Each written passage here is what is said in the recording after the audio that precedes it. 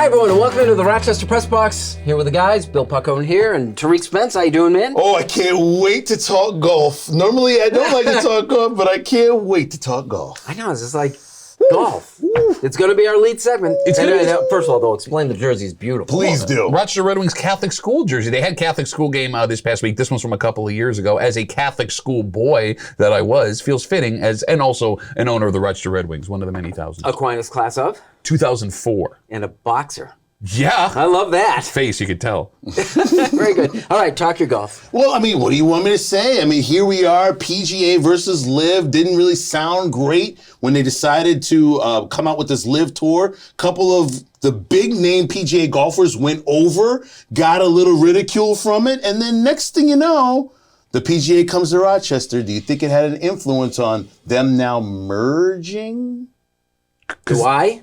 Yes. Well, you know what the interesting part about it was, like early on, it was like the first sign of it. They had been coexisting reasonably for a while. They come to Rochester in the PGA, and at the first hole, they start booing the LIV golfers. And the commentators like, this is the first time we've heard this, and most of them have tried to ignore it. So there was something happening. Which I find funny because, like, God forbid there's some passion in golf, right? Like, Tiger Woods brings passion to golf for the first time in decades, and it blows up the sport, right? It's like the greatest thing that ever happened. Now you have fans that are passionate about what's going on here, and they're trying to stomp it down. To your point that you made a second ago, I think that a victory by a LIV golfer at the PGA Championship did speed up what happened here, a merger between LIV and the PGA. However, how did the PGA do this to the people that were most loyal to them this whole time? Now, as we talk about this, it's still an early story. We don't know what the entire details are. But Rory McIlroy is the one that pops out in my head at first. Rory McIlroy, if I'm not mistaken, made $8 million on the PGA Tour last year. There were guys getting $100 million in guaranteed money. And what did Rory McIlroy get out of it? He got screwed completely. He didn't want the money. He said that out loud. He wanted to play for a principal. And it sounds like the PGA sold that principal out from under him without asking. If I'm him, I am doing everything I can to recoup that money at the expense of the PGA. And basically, here's what you did. You allowed the LIV golfers to be a part of the PGA, which means that if they played well, which they did at the PGA Championship, they would be on a stage and everybody would know that they were LIV golfers. So it's almost as if you're allowing them to be on this big tour, not basically making a stand or going with Rory's situation and being, you know, it's on principle. Can't let these golfers come over here and market. They only came over and market. They won one of your major tournaments. But here's the thing. I don't mind LIV golfers winning tournaments when you still have principle to stand on, right? And this is what it all comes down to. The PGA was full of crap the entire time based on what we know now as we tape this thing. It's almost 100 years old, and I respect it, despite the fact that the PGA prints money hand over fist, that they were going to take a stand, they were going to draw a line in the sand, and you go do your thing, we're going to do it the way we think it should be done. That's the end of it. To buckle the way that it seems they did right now, despite the fact we saw with our own eyes while they were in Rochester, the amount of money they were making hand over fist from people that were at the event. I cannot believe what I witnessed this week. But it was a quick fight. Because remember, this is not that long ago.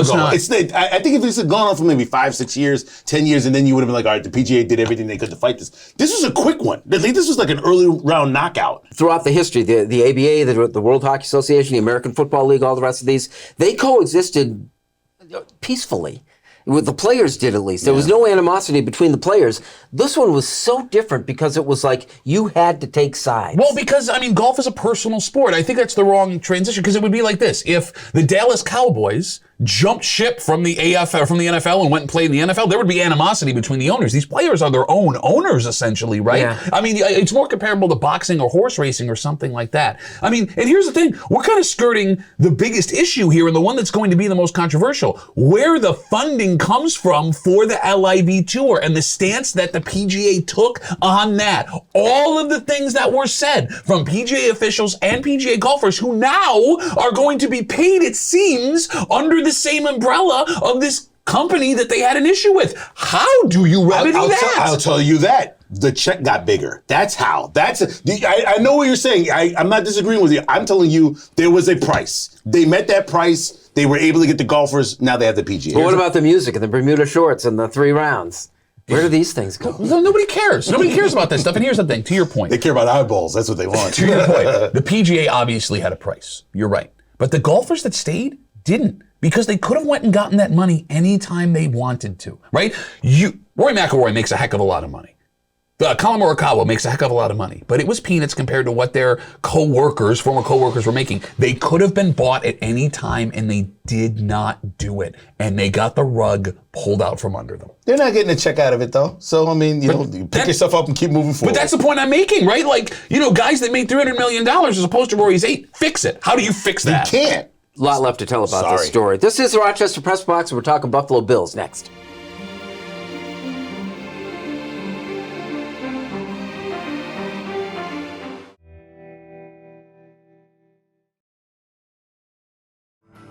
Just passing through. J-Mac, Soccer Sam Fantuzzo, Loretta Scott, Joe Beard, 29 in all, life lessons from notable Rochesterians. Available now.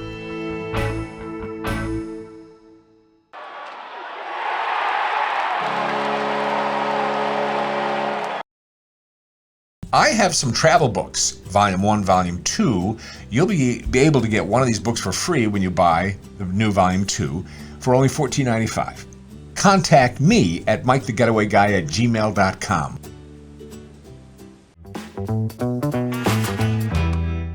Welcome back. Thanks for joining us here on the Rochester Press Box. Our Buffalo Bill segment is brought to you by Ralph Honda. For 3 generations is celebrating 50 years as New York's first and oldest Honda dealer. This is Ralph Honda today. Find out how we do Honda right at ralphhonda.com. So, Leonard Floyd, what do you think? I like it a lot. 9 sacks in each of the last 3 seasons. Here's the best part. He played his best football when lined up across from Von Miller in Los Angeles. I mean, look, they spent a lot of money to get him in on a 1-year deal, but with the deal you did for Ed Oliver, clears up some cap space. Your biggest issue down the stretch last season when Von Miller got hurt was inconsistent pass rush, and that's been a problem the last couple of seasons going into the playoffs.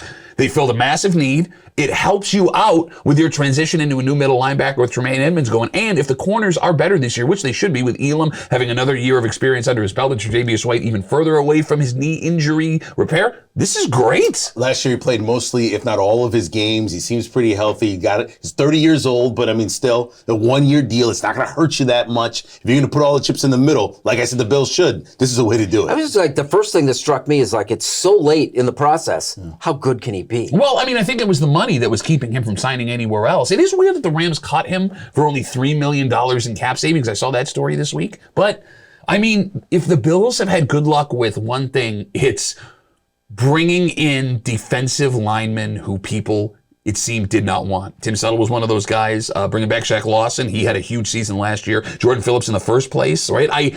They're not great at drafting them. They're really good at finding bargain pieces left on the market. I find it interesting, though, like a lot of people did not like the fact that players were recruiting other players to come to town. Now you're getting a lot of different teams now saying... It's just the opposite. If you don't have your guys out there working for, there's something wrong. But it was like, oh, they shouldn't get involved. That's what GMs are for. That's what owners are for. That's what these people are for. I'm like, well, wait a minute. Von Miller's friends with a player that you could use on your team. Hey, might drop a little hint or maybe get a receiver from, I don't know, Houston, or maybe a guy from here, Odell Beck. I mean, why not use those favors? LeBron James got killed for it, and now everybody's doing it. No, you're right.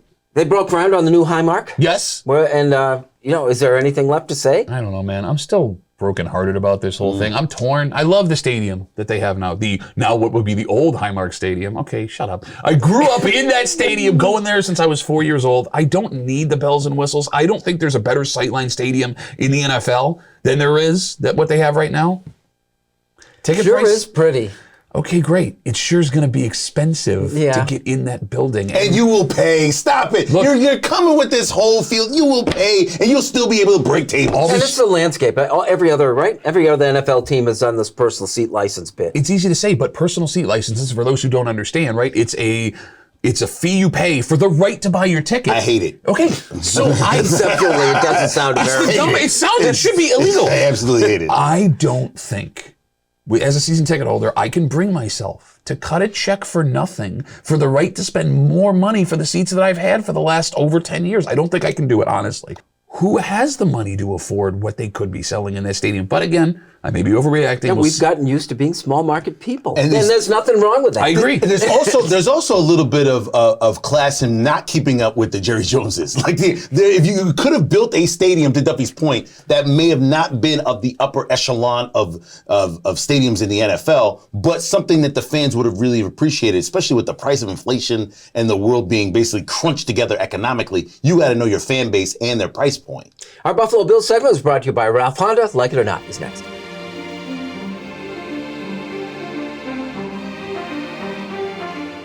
Here's the Press Box Trivia question, brought to you by Market View Liquor, where exceptional customer service meets an extensive selection. Jefferson Road.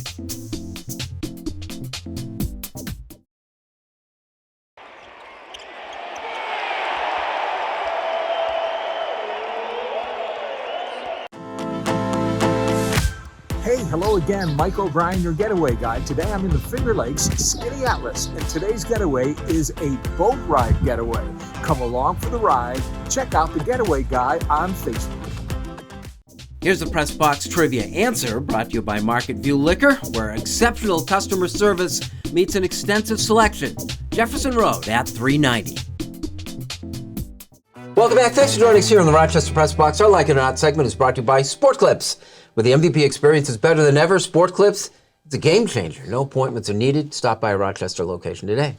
Tariq, like it or not, the different approaches taken by the NBA Finals head coaches in trying to motivate their team. Spoelstra goes after a reporter, and Malone goes after his own team. Well, it makes the press conferences a lot more interesting to stick around afterwards, though. But I mean, as we're watching this right now, it's a pretty even series. I'm not sure what it'll be when it comes Saturday into Sunday. But at any rate, I like it. I kind of like this philosophy of a coach being upset. You're in the NBA Finals. Denver, from the Denver perspective, they're the favorite. They should be beating Miami thoroughly, especially without Tyler Hero playing in the first two games. So this should be, at this point, as we're recording this now, a 2-0 series lead.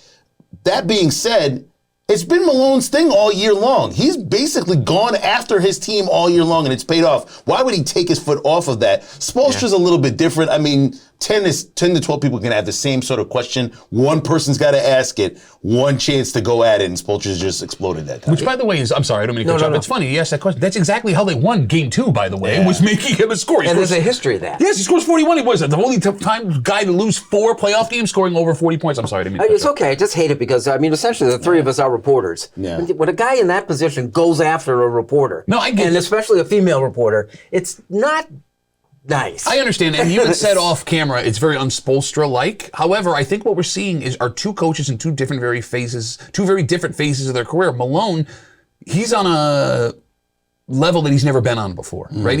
Spoelstra, he's been to the finals. This is his 6th finals in 15 years, which I didn't realize until someone had said out loud.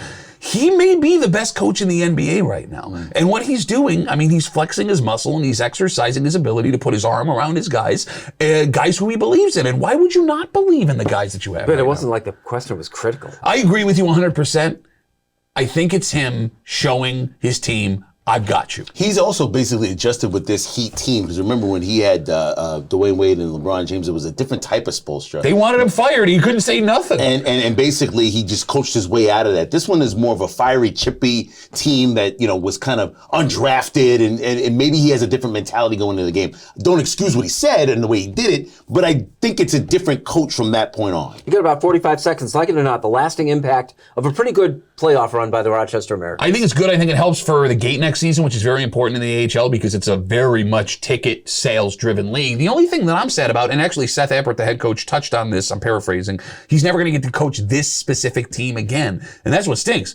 There is so much talent on this Amerks team. You are going to see a couple of guys that were big-time contributors this season playing in Buffalo next year. There were a lot of questions when he came in, too. I think he rose to the occasion. Look, I was one of those questions. I was a huge Chris Taylor fan. You're right. Like Seth Appert, who went from a 500 college coach, a guy who was developing prospects, into what he's made the Amerks now. I mean, it's pretty amazing. And someone's got to pay attention to the fact, I think the last 4 home games they played, they sold them all out. You're talking about 10,000 people in Rochester War Memorial watching hockey. And by the way, those tickets are not inexpensive. You know what I'm saying? Like, I mean, it's a great game. It's worth it, but If you look at what the face value for those tickets were, the fact that they got 10,000 people on a weeknight in the, nice May, June weather, it is amazing. And a 1-goal win in that Game 6. It's not like a 7-2 win in the Stanley Cup Finals, Yes, Las Vegas, thank you. Our Like It or Not segment was brought to you by Sport Clips. Unfinished Business is next.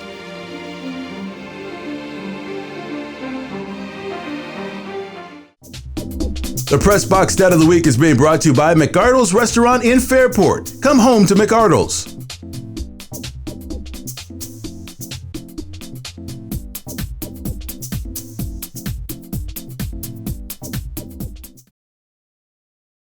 In now to Eichel. He floated one.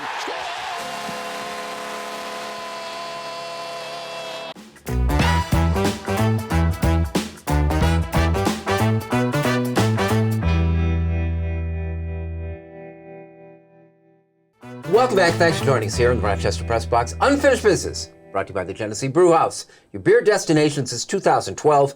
Visit the gift shop, enjoy a tasting at our pilot brewery, and dine at the pub-style restaurant. Our friends at the Genesee Brew House. Unfinished Business, start us. I am furious, and it's a good thing for the Bills because I am someone who's been consuming off-season quarterback ranking stuff. On my way here, I was listening to talk radio where somebody said that the quarterback out in Los Angeles, a man who shall remain nameless, was someone he'd rather have starting on his NFL team over Josh Allen. And the last couple of months after the way the season ended, Josh Allen's been kicked around a ton, being ranked further down lists than he ever has on his way up to where he has become. Arguments that he's not even a top 5 quarterback in the NFL right now, which is weird because, Vegas, who you like to listen to, who I put a lot of weight in, has the Buffalo Bills as the most likely team to represent the AFC in the Super Bowl this year. I'm so upset about what I heard. And I'm angry at all the people that are either looking for clicks or are completely off the Josh Allen train because he's not the hot thing anymore. But the good news is this. Although people are moving off of Josh Allen, the experts are not. The expectations are not going to be there for the bright lights. They're going to be shining on Patrick Mahomes and Aaron Rodgers in New York and all the other guys that are due for contracts coming up this season. But they won't be shown on Josh Allen, at least not the way they were this last season. If there is one thing we could appreciate from all the Bills' disrespect over the offseason, it's that the expectations they had to deal with last year might be gone. Speaking of Vegas, when it comes to gambling, there was a story earlier out this week about a cornerback maybe you've never heard of before, Isaiah Rodgers, who was in trouble basically for the gambling policy and violating it. Now, he quickly apologized, which was a smart thing to do, but it led to a bigger question. What major sports team is going to be able to handle the huge sports star, and it is coming, that is going to make this egregious mistake when it comes to gambling? It's very hard where people have got so much money to spend, and yet they play the sport with a chance of maybe altering whether or not they play hard or not, or somebody else plays hard or not, or has some information on whether or not they're going to play hard or not, and making those bets going forward. I don't know. NFL, Major League Baseball, NBA, NHL, I'm not sure what sport is going to go and handle this major crisis with one of its major stars. And it will happen. I bet on it. But I will tell you this, I will look forward to how they handle it and what they plan on doing. Remember a few years ago, marijuana was off the table, couldn't be handled. Now, we've loosened the regulations on that. Are we going to tighten the regulations when it comes to gambling? Putting players in a bubble, is that even possible when it comes to major events as you get to the conference championships or maybe Super Bowls or major championship series? I'm not quite sure, but the crisis is coming. Be prepared. Michelle Wie was once all the rage. She was a golfer in a sport starving for a new face, and hers was very new. Wie burst on the scene with a 13-stroke victory in the Hawaii State Championship at the age of 13. That began a series of youngest ever marks that included the youngest to qualify for an LPGA event, the youngest to make a cut, and perhaps most notably, the youngest woman to play in a PGA event. She was given a sponsor's exemption at the Sony Open in Hawaii, shot a second round 68 at the age of 15. All told, she played in 4 men's events. It is difficult to judge the success of a career that began like that. Suffice to say, she failed to meet impossible expectations. Wie left the game as a full-time player last year at age 33 with 5 career LPGA victories, including a U.S. Open crown in 2014. She wasn't the female version of Tiger Woods, nor was she a cautionary tale. That's where Rose Zhang comes in. The 20-year-old Stanford sophomore won her first LPGA Tour event on her first try. That had been done in 72 years, and it's no fluke. Her win at Jersey City at the Liberty National Golf Club came just 13 days after capturing her second straight NCAA championship. Claiming that she didn't even expect to make the cut, Rose Zhang is absolutely everything that you'd want from your next big thing. This is how it all works. Last week, Zhang created a seismic shift in the sports landscape. Whether she becomes the next Wee or the next Woods, it doesn't much matter. The LPGA is suddenly and unmistakably watchable again. That's our Unfinished Business, brought to you by the Genesee Brewhouse, and that is our show. Can I just call the Mets season right now? To just save me the time and just get ready for We'll give you the chance next week to officially lay it down. Of course, then they'll go on a streak, and then I can't. I was going to say, it's so weird because there's a guy I know who, like a couple of months ago, was telling me how this is it. His Giants are great. His Mets are great. Look at how amazing. Look And at life Knicks. is good. Knicks are going to make the NBA Finals. This from a guy who's wearing a parochial Red Wings jersey. No, this is parochial. It has nothing to do with Polish pasta. Did you hear it wrong? Thank you very much for joining us on the Rochester wrong? Press Box, and we'll see you again I next think week. I said it right, and he heard it wrong. He said parochial. No, I didn't. Parochial. Thank you. Thank you. Thank you. Thank you.